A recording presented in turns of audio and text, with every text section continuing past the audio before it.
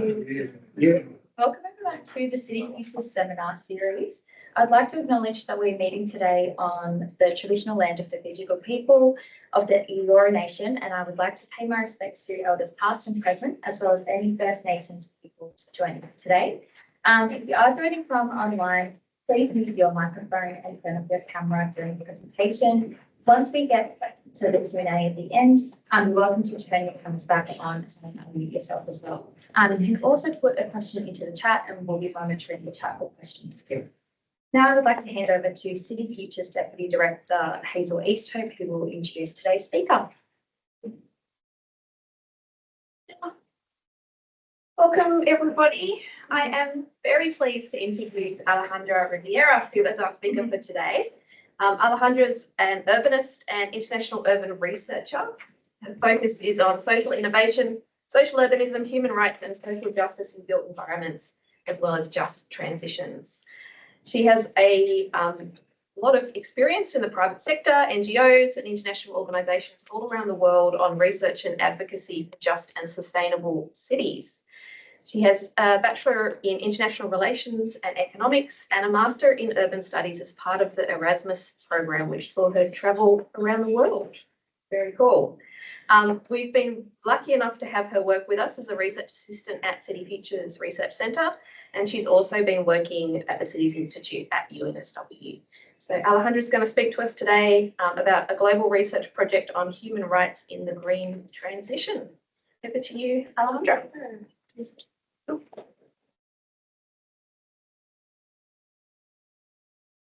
Thank you everybody. What? Not working. We just tried it before and it was working like 2 seconds. And you just need to click into the slide. Yeah. Okay, we'll start the first one. Thank you. Hi.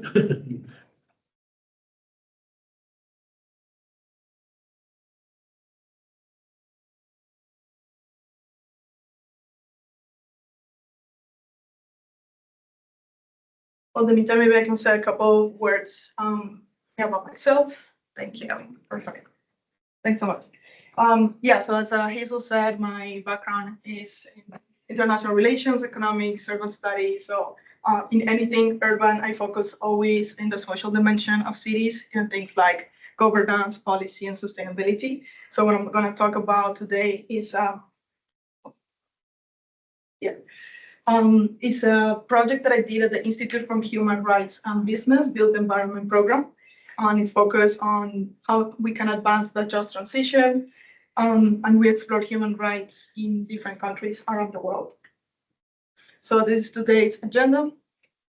I'll go through like some introduction and context, project overview, and then I'll focus most of the time on the results. Probably spend most of the time on results, on what were the status quo findings in regard to the right to housing specifically, and then we'll go into the cities. And then we'll go into visions of the future in these cities. I'll explain what that is about, and then moving forward with conclusion of recommendations. So just to start with a bit of context, we have this dual crisis of climate change and socioeconomic inequalities. So yes, in one hand, we need to decarbonize, we need to reduce emissions, we need to stay within planetary boundaries, but we also have all the social side of social inequalities. So the question is, how can we leverage climate actions for social action as well? So I think these two frameworks are very useful, the human rights and just transitions, to answer that question precisely. And for us as urbanists, as urban experts and work in urban development, how can we apply this to have more social justice and sustainability in the built environment? So how does human right in the built environment looks like exactly? So we take, for instance, an urban development project, and we put at the center human dignity, followed by principles of participation, transparency, accountability, non-discrimination, all these throughout the built environment life cycle. That's a good start. Also, we see here in this infographic, we have all the stages of the built environment, from land acquisition, planning and finance, design, construction, management, all the way to demolition or redevelopment. So we have the full cycle.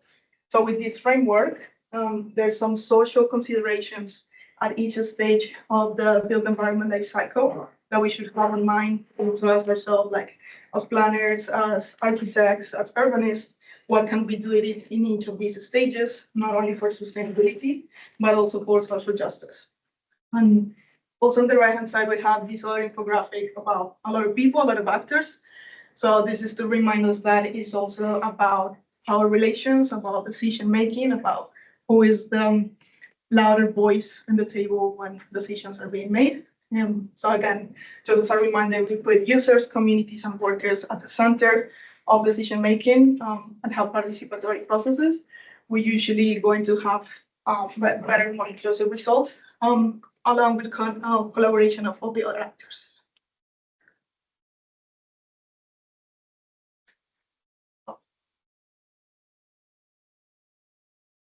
Sorry, do I No, need to that's point okay. somewhere? Right. Or maybe you can pass it over there if I say next? Yeah. Yeah, great. Then the other framework, just transitions. Basically, when we speak of just transitions, we have these two goals in mind. The environmental one of, yes, we need to stay within planetary boundaries, but also the second goal, like the social side, that the benefits are spread equally across all the residents, and also that the costs are not borne in already disadvantaged groups. So these two dimensions also reminded me of Donald's economics, where we have the social foundation here on the ecological ceiling. So we can say that just transition is basically staying within this safe and just space for humanity. It's another way to look at it. Next. Thank you. So I'll just go now to more details in the project overview, talk a bit about the structure, the methodology, and yeah, just to give you an idea of the process. Thanks. Thank you. So next, on the thematic focus, so the whole project was quite wide. We focused on right to housing, workers, non-discrimination, and spatial justice, as well as participation and social dialogue. Just in the interest of time, thanks. Yeah, just for the arrow, I'll focus on the right to housing for this presentation. This in the context of decarbonization of the built environment and regarding the scope. So we included existing buildings, the new ones, green space, and also the processes behind the building. So the construction and supply chain, everything that happens before that. So these are the three key objectives of the project or pillars. So first is about strengthening the evidence base for the just transition. So here's when we went into deep dives into 8 cities to see how does that really look like in practice in these cases. The second pillar is about moving hearts and minds. So here we did visioning sessions with the stakeholders in the 8 cities.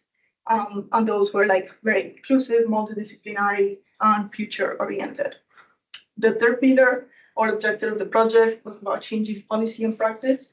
And then that is about, after we did like all the results and have that information, what do we do with that?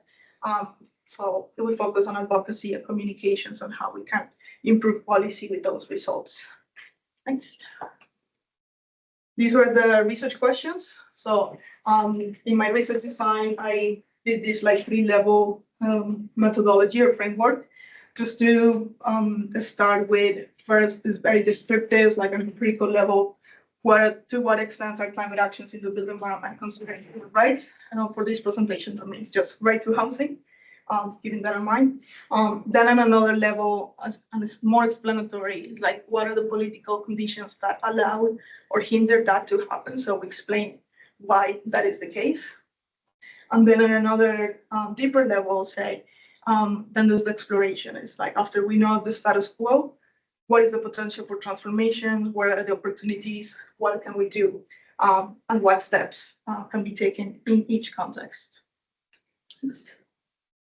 These were the case studies, and there were like 8 cities all around the world.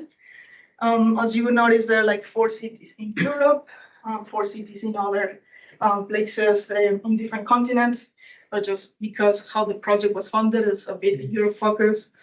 In terms of diversity, we try to get a wide diversity of just cities in general. They were like big and small. They were like very, very different. Also with a diversity of political, social, economic challenges, as well as diversity of climate actions and what they might be doing for their cities. There was a specific like focus on coastal cities, as you might notice, because of that vulnerability to climate change, and they might have other pressures on that sense. So we go next. These are the fieldwork research cycles. Because time constraint, we have a little under 2 years between 2022 and 2024. So we had to do fieldwork research simultaneously in 2 cities. So I split the work with a colleague. We had to do 1 European city at a time and 1 global city at a time. So in terms of timing, this is how it worked: about 4 to 5 months of fieldwork in each city with interviews with the stakeholder visioning workshops, as well as like concluding the research on each one. So it's basically between September 2022 and February 2024, just last year. Next. So now focus on the first pillar, that's about strengthening the evidence base and action research. We'll go a bit more in detail about the deep dives in these 8 cities, what we found there. As part of the project, there's also a part on land ownership mapping, economic innovation mapping, which were very interesting. In the sake of time, I would not touch on that today, but if anybody is interested, I'm happy to share the links on that. I will also go through the other pillars, but for now, focus on action research. Thank you. So in respect to right to housing, and it will be useful to present results maybe like in 3 layers of how we look at it. So first, as the most basic level, the right to housing is recognized by the International Covenant on Economic, Social, and Cultural Rights that all the 8 countries in the project have ratified. But then we see in this a spectrum of these, but we see gaps between that recognition officially and translating that into domestic laws at the federal level, and then another gap into reality, even if it's recognized. So the prominent issue, not surprisingly, housing and affordability in every single city that we observe. So that's like the first basic layer. I'd like to say that this is also something very, very present in all the cities, that housing is treated as a commodity, not as a human right.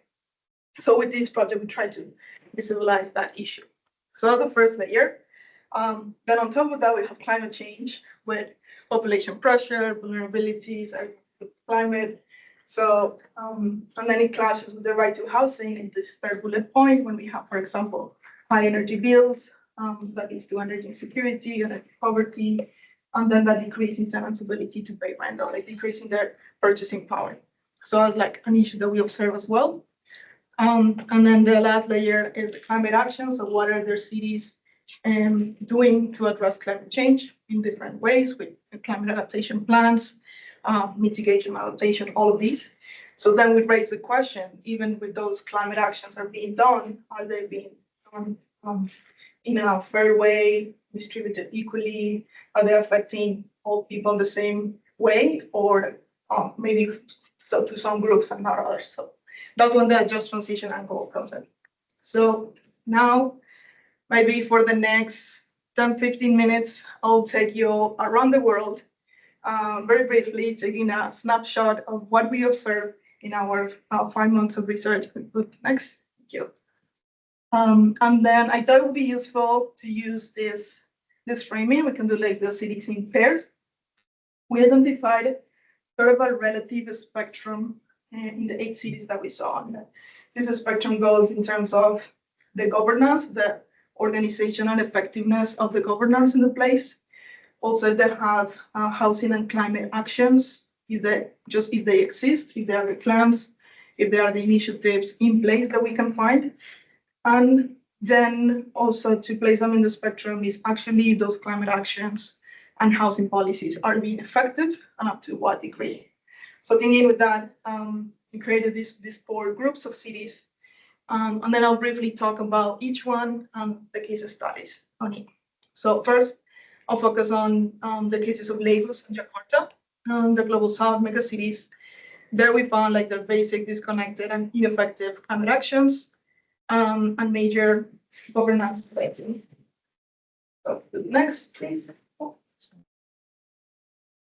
Yeah, so to start with Lagos in Nigeria, it's a mega city, 16.5 million people, but 2/3 of the population lives in informal settlements or slums. So lacking basic access to like water, sanitation, adequate housing, of course. There's also a crisis of governance. So we have like disconnected government agencies that have overlapping responsibilities, and it's a bit messy. So you can imagine like how difficult it would be to create any housing policy at state or city level. I couldn't find any. So the way that it's happening is just urban development projects in isolation, in very specific points. So one clear example of that is Eco Atlantic City. This one of the largest urban development projects in Africa. And quoting from the website of the project, they say this project would mitigate coastal threats, increasing housing supply, and attract foreign investment. So when you look at the prices, it's everything very, very luxurious. We did a study with a calculation with monthly income of the population, and we calculated that it would take 12,000 years of savings for the average citizen in Lagos to be able to purchase one lot, the minimal lot purchase here.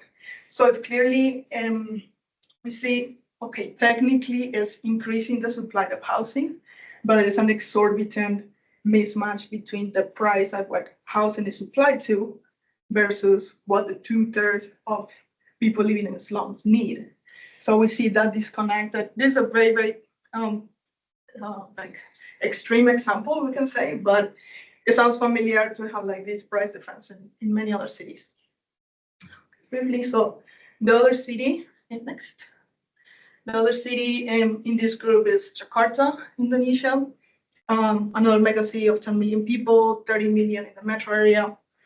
Again, major urban challenges. The city is sinking. There's issues of water and sanitation, adequate housing. Similar case, similar to 2/3 of the population has inadequate housing. So this is actually a picture of that nice area of Jakarta.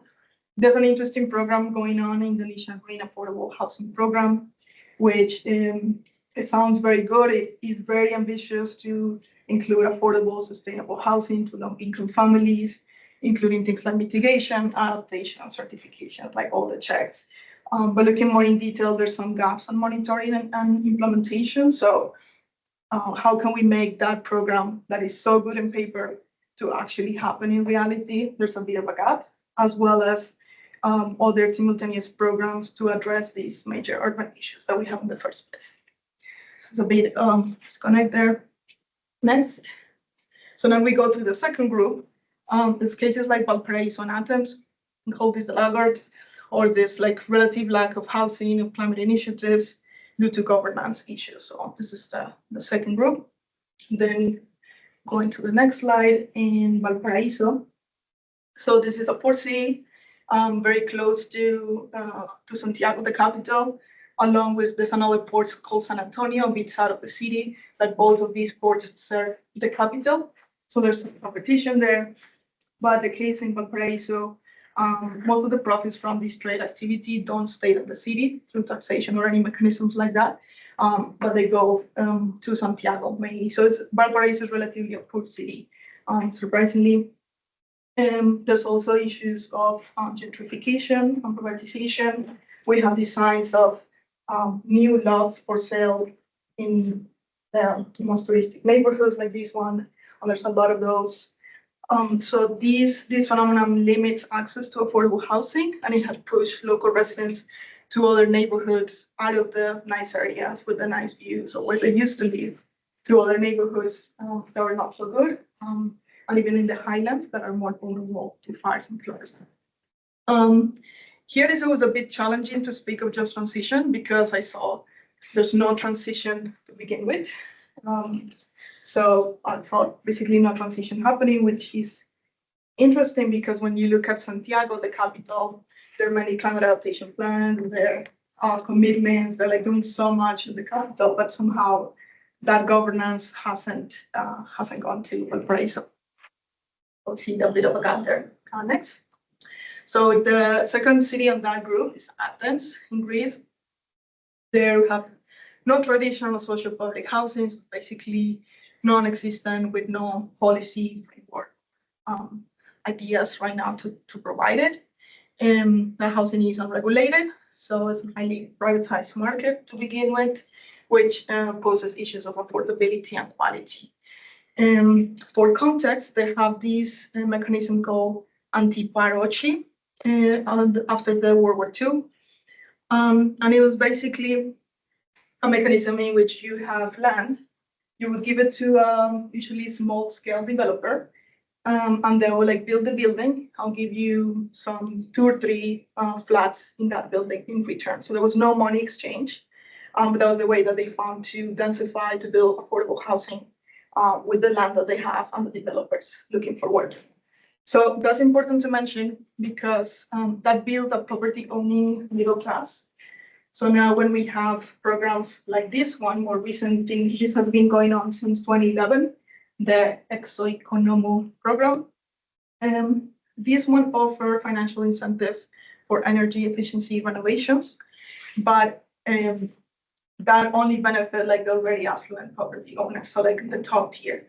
So when you have this like middle class, they're having a small flat here and there, most of the low income owners and then the renters were not benefited or they were left out. So as an example of climate action, perhaps not having a full spectrum of justice in there. Next. Yeah, so the third group of cities, we speak about the cases of Prague and Lisbon. In these cases, we see they're creating institutions, creating programs to act on housing and climate. But up to some extent, they face still limitations in their leverage, in their impact. The case of Prague is that creation of these institutions municipal level, and in this one, we actually look at in Portugal at the national level. There was some innovation there. So next, please. To speak about Prague, it has a history of socialist housing stock, which is very interesting because it's exactly the same case as Vienna. And Vienna is usually taken as the prime example of affordable housing around the world. So the key difference here was that Vienna was able, the municipality is able to take to keep the public housing stock until today. So about 45% of the public stock is owned by the municipality of Vienna. But in the case of Prague, they had this divergent point that after 1989, they privatized it and sell it. So that's the key difference here. So today in Prague, we only have 5% of housing that is municipally owned. With that context, they have recently, in 2020, created the Prague Development Company to try to address short-term housing, trying for it to be energy efficient, affordable. But I think it's like a great incentive that it's a public housing company, a public development company, but still they face some limitations because of that availability of land that they already have to begin with in the city.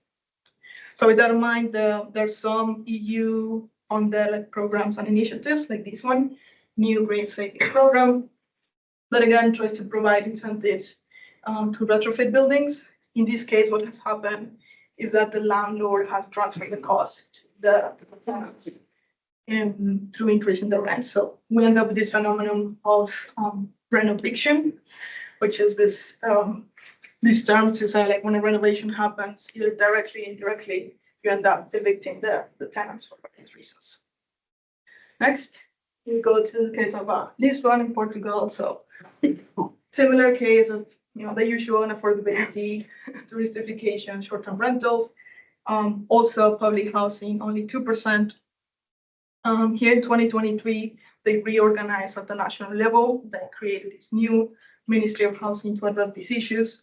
And then on the More Housing program, it's interesting because they have specifically tried to curb the speculation, and they have like specific laws and regulations aimed to at the corporate landowners and to have like rent caps, things like that, working directly with academia and institutions limits in short-term rentals. So it's like we see this initiative at the national level that we haven't seen in other countries.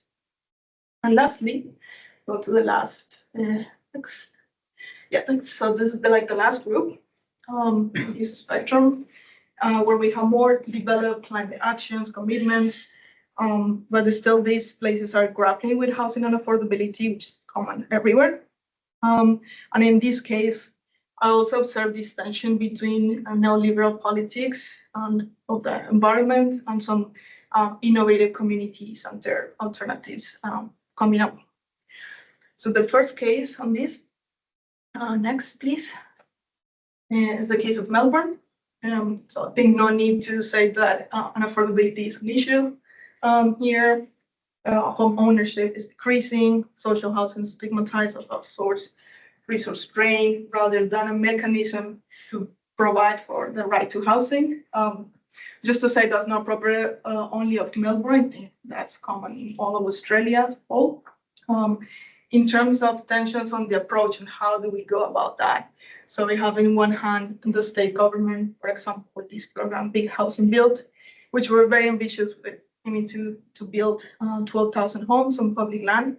Has been a bit controversial because that also implied the demolition and replacement of housing states, public housing states, with private and community housing. So there's a degree there of privatization going on. And then on the other hand, we have approaches like the RRR framework by Office. It's research and design and architecture practice in Melbourne, and they propose sort of a different approach, more smaller scale, with the 3 Rs. Let's retain existing communities, not displacement, repair the existing buildings to avoid emissions from demolition and reconstruction, and then invest those savings in the community. The next case, the last one, is Copenhagen in Denmark. And it's quite interesting because it's the typical Nordic welfare state with a long tradition of public goods and public housing. But we have seen this trend changing a lot. So you see that here in the graph, as of 1990, the public housing has sharply declined due to neoliberal market-oriented housing reforms. So we see that taking place. And then same as well, like in Melbourne, there's some tensions on the project. Like how do we go about that? So on one hand, CM Harbour is a for-profit public built environment developer that they work in. They develop their residential property, they sell it, and they reinvest those gains into their projects, into their city. So it's a public institution. It's good that they've invested in other infrastructure and housing, but there's a quite contradiction there in the model because the revenue stream is from the sales of housing. So they have the incentive to raise the prices to make more profit, and how you keep that affordable. So that's one approach. There's another approach from this developer, Home Earth. It's an evergreen real estate developer. And their approach is, they build and manage the property, but they keep it, they don't sell it. And then they have the concept of shared, like tenants as shareholders. So it's an interesting, innovative model. We have these tensions. Now, I move to the second pillar of the objective. It's actually my favorite, and I really like this experience because it's about connecting individually with people, moving their hearts, their minds. And then we went, go to the next one, I'll explain it. Next, please. So what the visioning workshops were, it's like, so remember this infographic from the beginning, I talk about decision-making and power relations. So we said like, okay, let's go to each city, let's look for people in each of these sectors, let's put them together in a room and let's talk about these issues. So the prompt was, let's co-create a shared vision for 2030 for these socially inclusive climate actions in your city. So the goals were, first of all, connect these sectors. Like in some cities, they don't even talk to each other. Also to elevate the social dimension, human rights, justice in these cities, and to identify local opportunities of how we can improve that in some ways. The methodology was very interesting. It's a bit untraditional, I would say. We ask people to connect more on an individual level and forget about the titles, forget about the organizations or the government where they work at, and just look at each other as people that we live in the city and what we want for our future. So it was like very interesting to see these connections. Also, I used some pictures on what they look like, the structure of the workshop. And basically at that point, like in each city, we presented our research presentation, sort of like this, just showing what we had done with the research so far.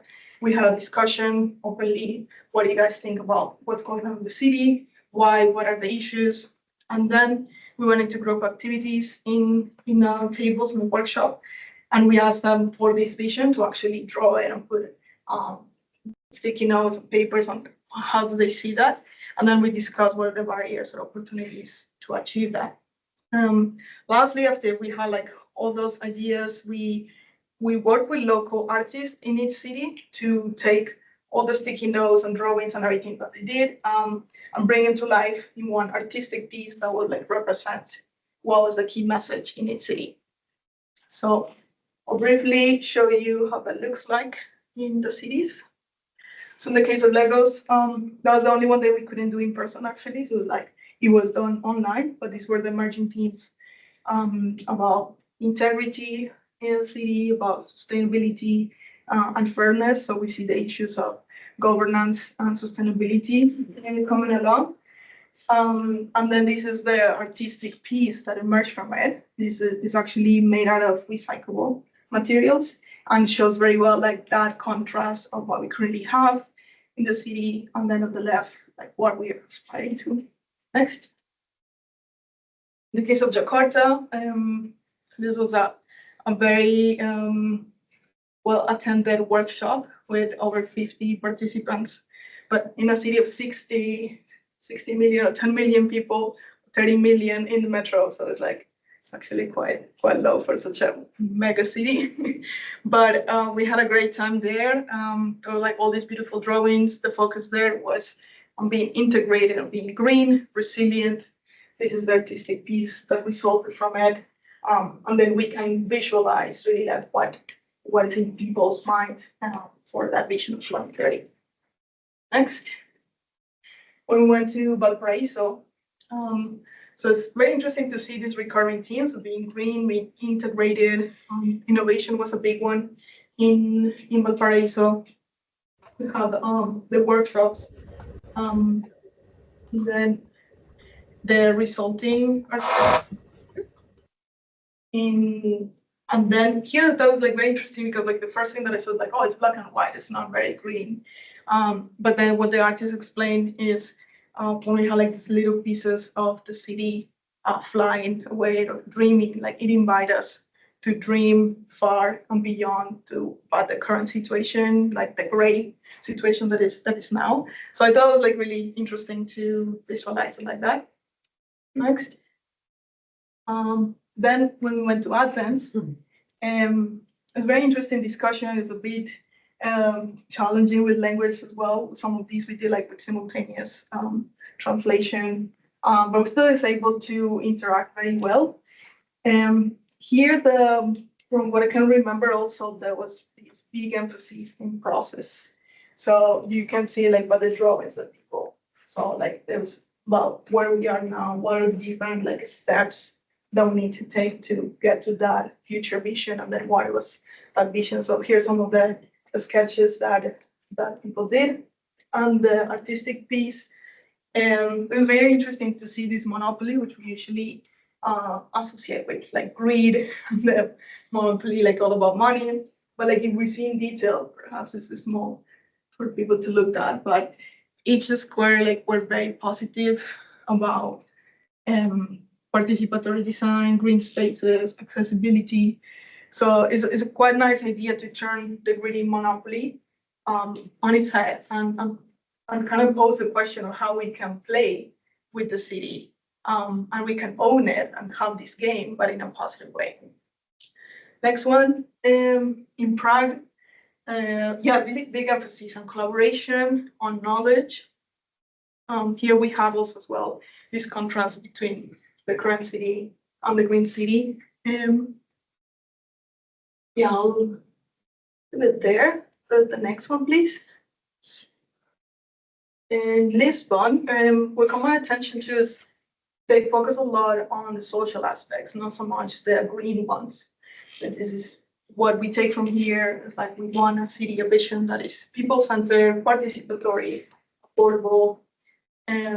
This one was hybrid as well, so we had online presence. There were not so many people here in the photo, but it was still very great to see all that interest and people still contributing ideas even online. Next, we came to the case of Melbourne. It was a very interesting workshop as well. We collaborated with the University of Melbourne there. And then the ideas were about like proactiveness, affordability, and innovation. There was also some themes of really connecting nature in urban design to the way like we look at the city now. And in like the picture, like really all the artistic piece really brings to life that vision. Also, yes, say like use a link that maybe I can post in the chat later if anybody is more interested in reading like the full report of the visioning workshop. Next. And lastly, in Copenhagen, yeah, it was about rebalancing the current power relations that we have in the city and highlighting the social value, being inclusive and affordable. So this gives you like a rough idea of how these workshops look like, the emerging artistic pieces from each of them, gives you like a little window, a snapshot into their thinking, into what are the most important things for each city. And next, I'd just like to briefly summarize some aspects of the shared vision across cities. So we see mainly a concern for integration of these human rights and nature rights and how we can bring these two worlds of environmental and social together. And in terms of policy, those you look for this integration of policies as well and have win-wins in each aspect. There was a strong call for experimentation to do things differently in terms of housing materials and design, very physical things, but also in terms of housing delivery or ownership models. And we already see some of those emerging in places like Melbourne, Copenhagen, in this case, experimenting also with anti-speculation policies versus just incentives for this dimension of in policy making like the card versus the stick. That was some of the conversation as well. And then inclusion call for people to be part of the social dialogue and the decision making. So we have the full details of the visioning workshops, the outcome in city. This is the project website, Just Transitions, Build Environment.ihrb.org. There you can find everything, all the research, all the visioning workshops as well. And then next, please. And then really just to finish the last part of my presentation, we'll focus on this third pillar of changing policy and practice. So now with all this data, all this information, what do we do with that and how we can do some advocacy and communications to policies. Next. So the project conclusion was there were a lot and there was a lot of information that we can conclude at municipal level, at state level, national level for each city. So we have separate reports for that. But overall, we thought it was very important to answer these questions of what are some of the common things that we see are emerging that hinders social justice in climate action, and what are some things that enable it.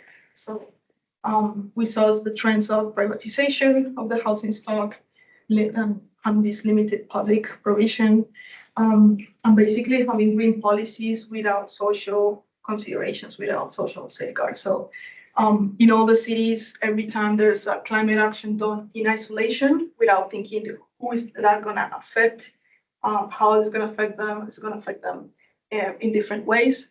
And then that was linked to some issues. So I think that was a key point.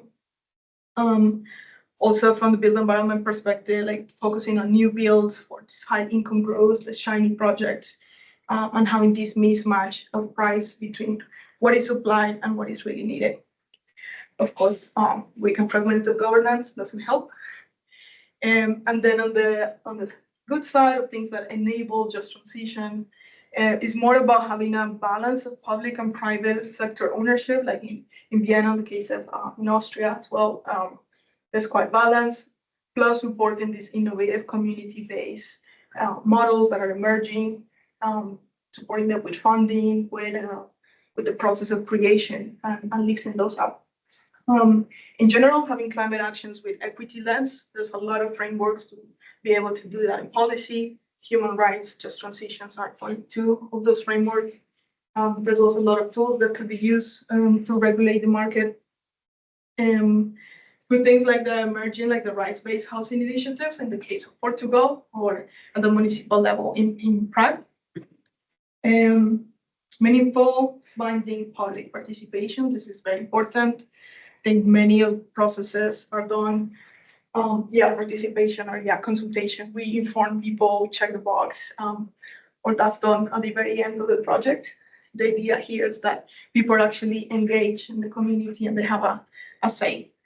In the case of European countries, of course, being part of the EU and having access to climate funds and having that cohesion is relevant in that area of the world.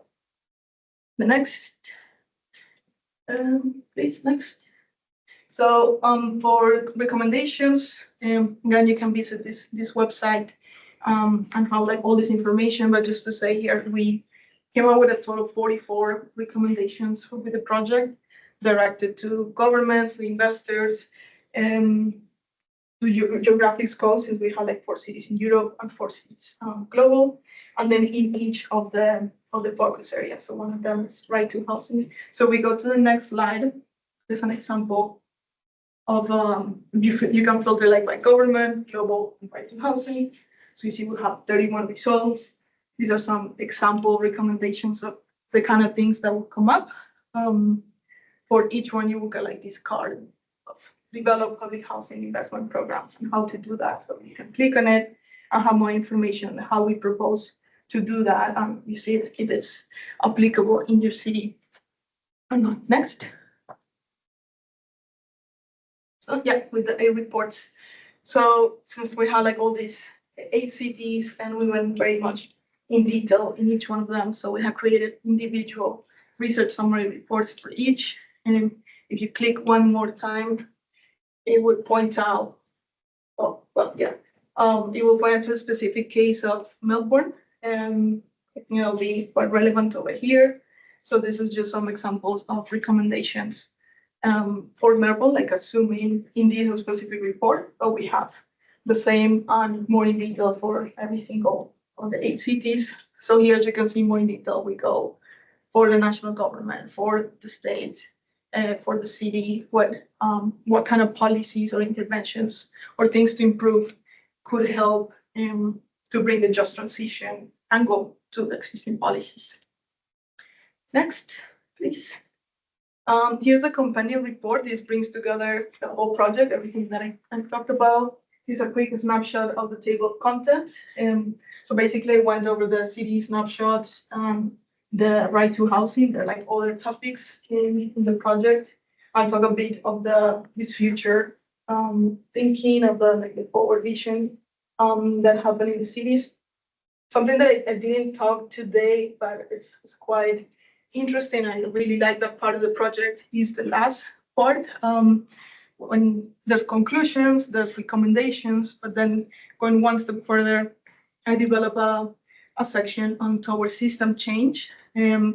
So talk about like 3 steering principles that we should guide all decision making across the board for governments and investors, and as well as 3 collective endeavors for everybody, all of us that are interested in just transition, and that has to do a bit with shifting the values that we have, shifting the narrative, and the indicator as well, shifting the indicator beyond the economic ones that we have to also include indicators of well-being and social justice and other things that are important to us. So leave it there. Just one more slide, please. Yeah, just to acknowledge this is a project that I manage, but it was in no way my doing. So it's like to recognize all my colleagues at HRB Annabelle, Andrea, Marta mainly contributed to the project and having this oversight in Europe while I was in the other cities, as well as all the amazing local researchers on the teams. Some of them might be online.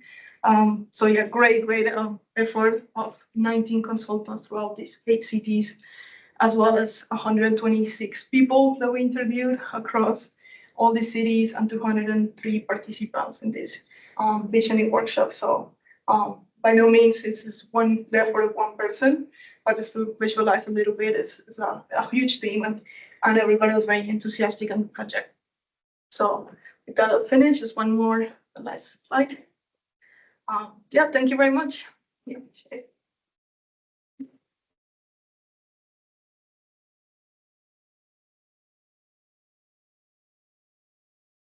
contact information, a little bit about me, and yeah, and any questions that anybody may have, be happy to discuss. Yeah, we have about 10 minutes left, so time for a couple of questions. Anyone has anything to ask? Oh, Ali? Hello.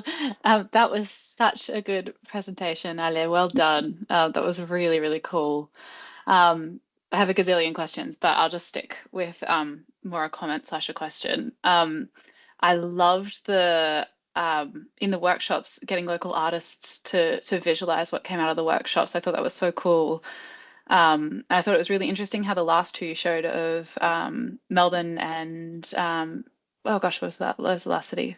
Copenhagen, yes, that they were very people focused imagery, as opposed to the other one, which seems more infrastructure focused. I was just wondering if you had like commentary on that. Do you think it's because there was more infrastructure maybe in place in these more policy like or climate established cities, that they were able to have more people centered like design in mind? Yeah, I'd be really keen to hear your thoughts.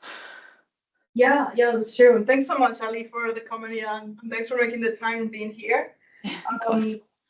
Yeah, that's an interesting point on the last two. I would say that since Copenhagen and Melbourne already are quite developed in their climate commitment and the climate actions, like the environmental side is much more present and sort of like a given. Like we are a nice, walkable, sustainable city already.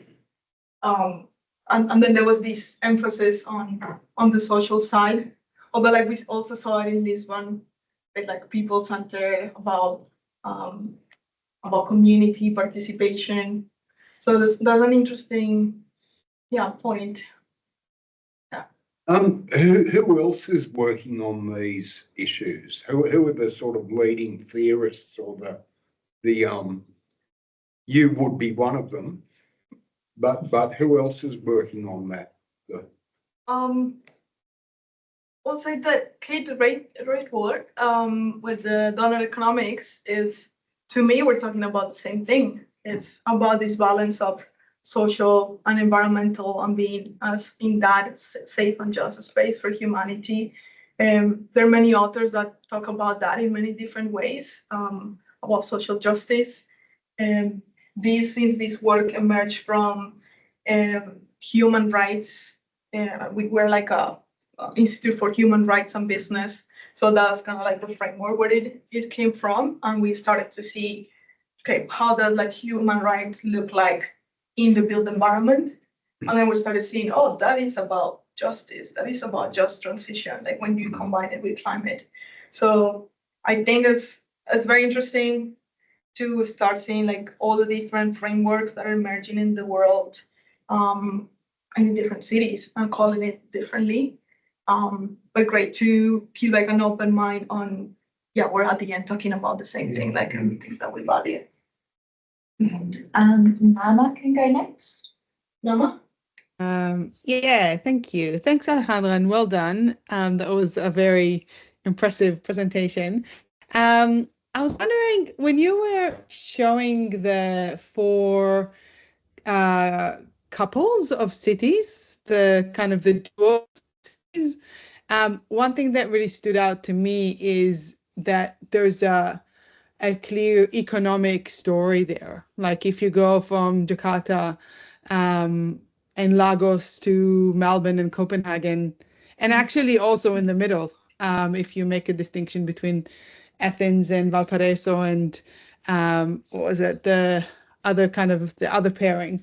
Like there's clearly an economic story there in terms of where, how where they're located global south to north, their kind of, economic opportunities, how much they were hit by the 2008 crisis. So there's like, I wonder if you actually considered, and if you place it in that context, then the fact that Melbourne and Copenhagen have this well-articulated transition plan that is not actually very, given how much money these cities have. So I wonder if kind of if you thought about it in those terms, and if that's something you're kind of interested in. Yeah. Yeah, sure. Thanks so much, Nama. Yeah, appreciate also taking the time to be here as well. It's a very good observation. You guys can go back to that slide. Yes, which one was it, sorry? One with the 4. Yeah, just any with the board, there was like a chart for, like, I think it's a very important point and good to like visualize it. There's definitely an economic trend that we see there. Of course, it's a matter of resources.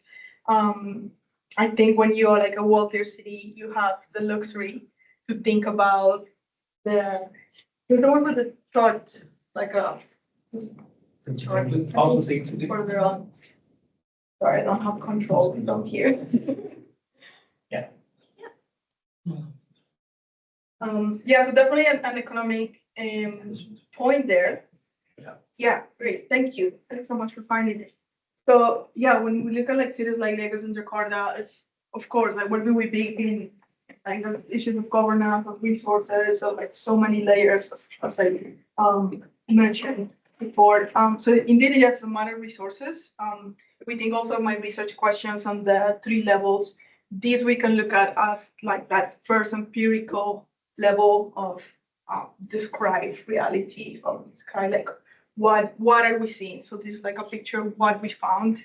Of course, to unpack this, there can be like a whole PhD on like why this is the case and where like resources play a role. I think like having those resources just releases your time to think of something else beyond like survival mode.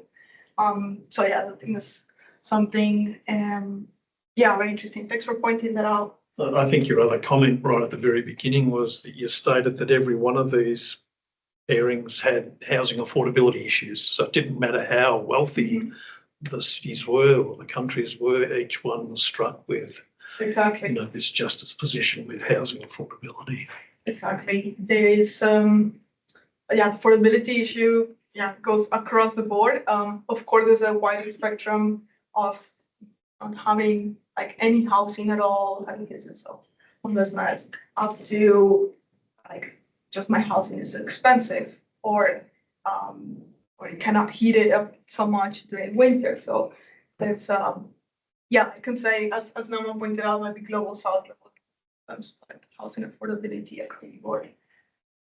If I may, it would be great to hear from Job Summerblack. That's my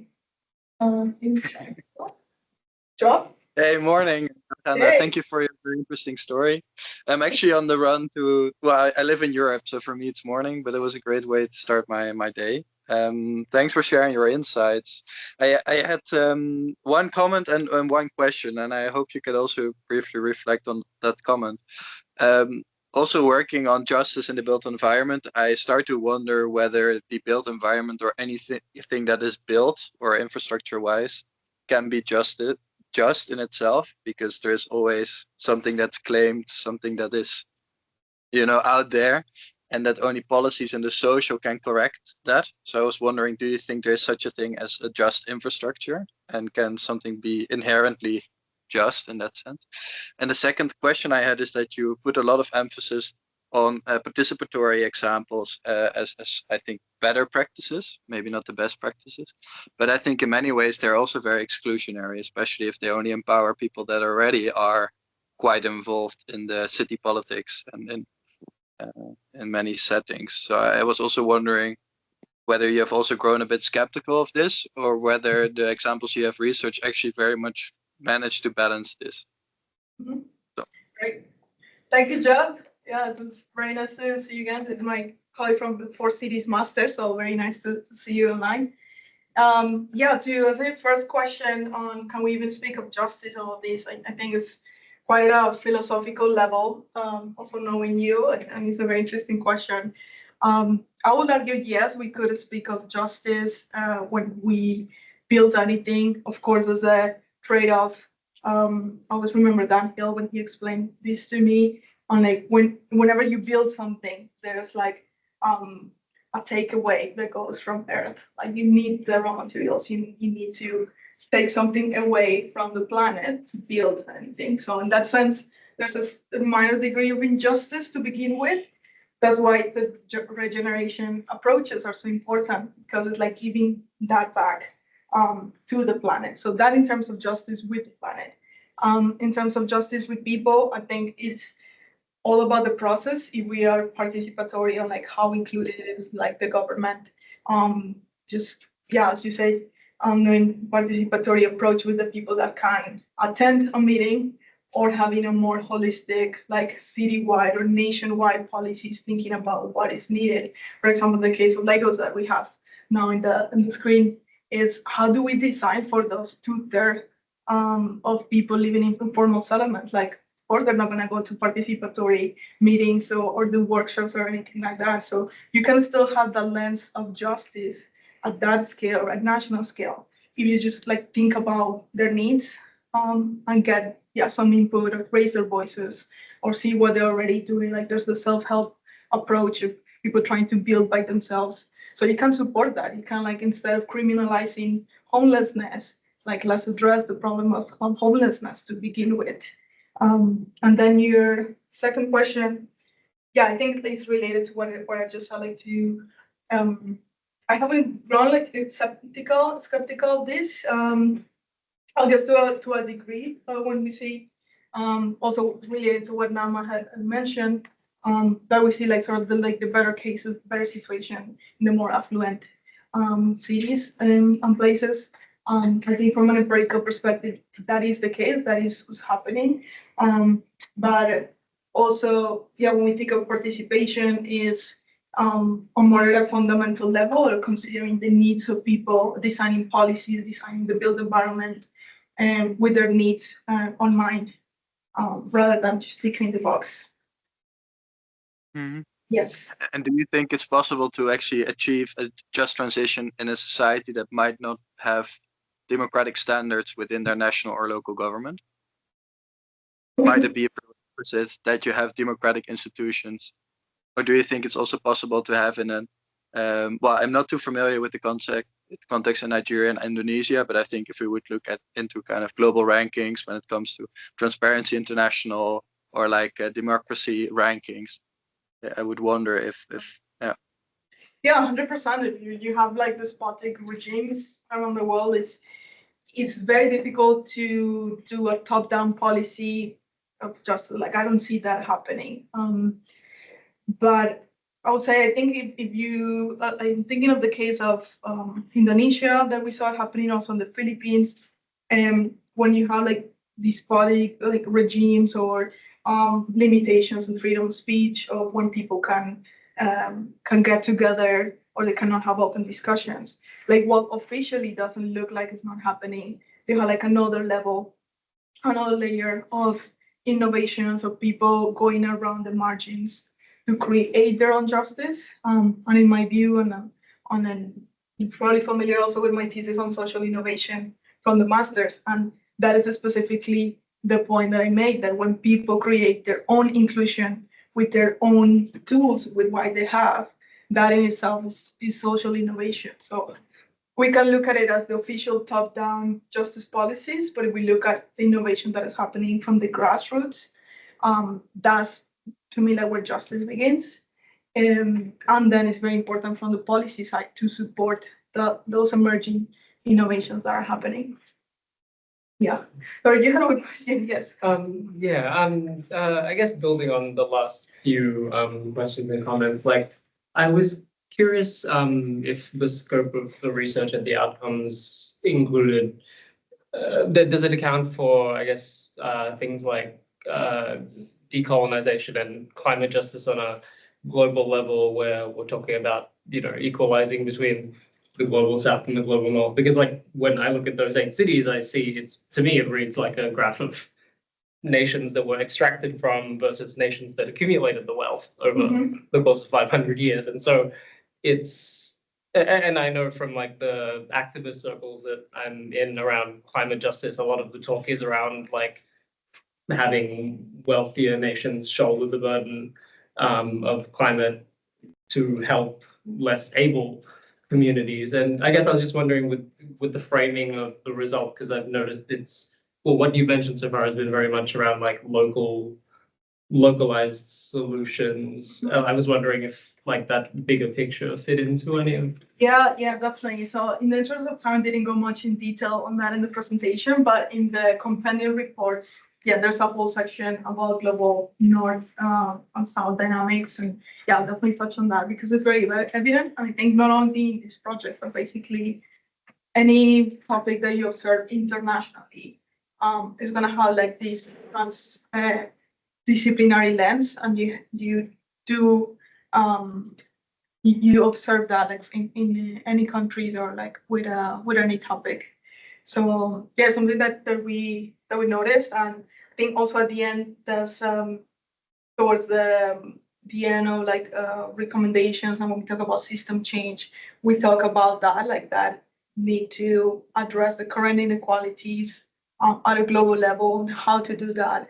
And have that open discussion of yes, the global north is 95% responsible for climate change. That wouldn't have happened. We didn't have this problem, and then why is the global south having to adjust or not be able to extract their oil, not like the right to development. So we have like this conversation. So I recommend you to go into that link. Yeah. Thanks so much. That was so great. Again, you're following up to what everyone's talking about already. You've talked about the different democratic processes having an impact, but I was wondering whether you find different kind of systems of government makes it easier. One of the challenges with Australia is that we have 3 different levels of government, right? And then the responsibility of those things are just so distributed. It makes it so hard to come together and work on those things. I wonder whether across the 8 cities that you looked at, whether they have similar challenges or models that would work better. Yeah, great question. So in terms of governance, so with this wide spectrum, there's like on the one hand you have like zero governance where things are not working or there's no policy at all. So in that case, of course, it helps to have institutions and frameworks to have the policies. In more of the others, like 6 cases, I would say the ones that work better is like when you have this alignment of multi-governance, when like in terms of political parties from the national government, the state and municipality, or when there is separation in which the cities have more autonomy to do the climate actions or the policies that they need, with flow of resources. So when you have either of those 2 things, if you don't have the autonomy to do at the local level what you need to do, or if you do have the autonomy but don't have the resources, that is also a roadblock. So I think that key combination of being like decentralized enough to have autonomy, while have like resources from the state. Also something that was like briefly mentioned is having the framework from the national level in terms of, in this case, in the recognition of human rights. So Australia, for example, has ratified that treaty, the international covenant, but at the federal level, we have no recognition of the right to housing at all. So in an environment that if that would exist, then the states are more prone to develop, okay, how does that look like in our state? There's some that are trying to like do that and grab with, but it's much more difficult without having like national leadership and the frameworks at that level, than that you can translate to the state level and then to the city level. So I think I'll say those 3 things. Right. Yeah, any other questions? Or like, I think we ran out of Hayden, time. did you want to ask? You can ask them quick if you No, want. no, no, I was just gonna say we should probably. Yeah, that's fine. Thank you. No, thanks so much for Yes. sharing your insights with us, Alejandra. So just a quick reminder that our next seminar session will be in 2 weeks. Another member of City Futures, Susan Brunner, will present her project titled From Individual Action to Collective Hives, Identifying Gains in Community-Oriented Urban Heating Transitions. Thank you so much for your time. I hope you all have a great Easter and meeting adjourned.